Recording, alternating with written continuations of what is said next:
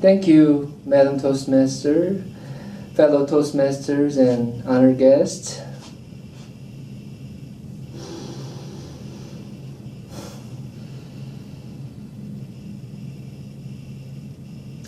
It's that time of the year when we're making our New Year's resolutions.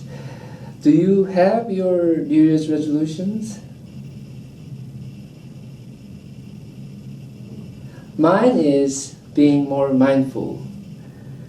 So in my talk today, I have 3 goals. The first goal is to explain what mindfulness is. My second goal is to share my own experiences of being mindful.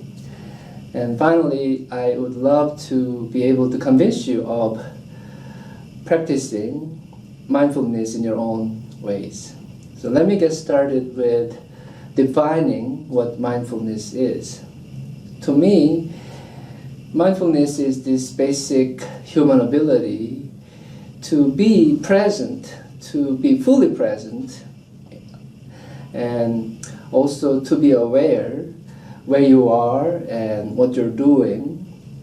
And finally, not to be overwhelmed or not to be overly reactive to what's happening around you.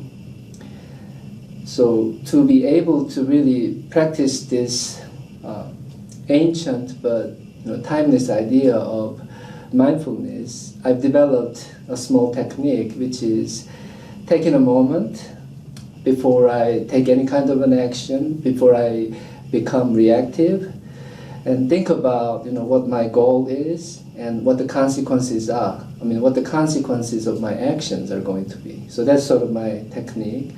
And I'm going to explain how I use that technique in these examples I'm going to be sharing with you. So the first example is parenting. So you all have, some of you at least have some kids, and you know how challenging it is to raise a child.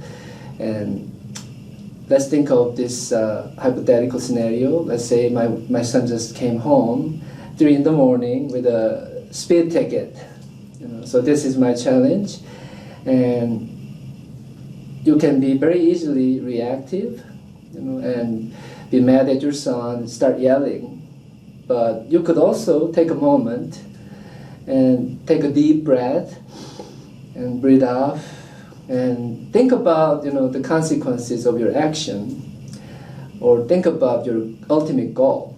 So if your ultimate goal is to raise a child who knows how he's supposed to be behaving when facing challenges like driving late at night. So you can turn it into some kind of an educational experience, because that's really what you want to ultimately accomplish. So that's one example of practicing mindfulness. The second example I'd like to share is about my challenge associated with food consumption. So I wake up early in the morning, usually like 3 a.m. So by the time I come home, I get really tired and also very hungry. And I used to start eating anything in my sight, start devouring food, junk food, any kind of food. But once again there, you can take your deep breath before you, and then let it go. Take a moment, couple seconds, and then think about the consequences, because by keep eating, you're going to gain like 2-3 pounds tomorrow. If that's what you choose to do, that's fine, but it's a conscious decision you're making. But if your ultimate goal is, say, to lose weight, then you shouldn't be doing it. So you make your conscious decision to do whatever you need to be doing. And finally, the third example I want to share is I used to just live every day, every week without thinking too much in terms of how well I was doing or how bad I was doing related to whatever I need to be doing at work or whatever I was doing at home. But what I realized was maybe being able to reflect on what you do either on a daily basis or weekly basis could definitely improve your quality of life in general. So mindfulness technique here is, again, every day before you go to bed, you take a moment, breathe in, and then breathe out, and think about your day, and maybe you can come up with some goals or adjust your existing goals for tomorrow or next week, and that's how you slowly improve your life. So in conclusion, I've talked about the definition of mindfulness, and I also shared my own experiences of practicing mindfulness.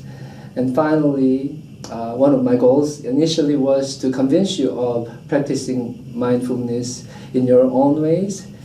And there are many ways of accomplishing your mindfulness goals. And so that's one of the reasons why I named my talk as Mindfulness Everywhere. And my hope is when I get to see you next time, we talk about your own experiences of practicing mindfulness. Madam Toastmaster.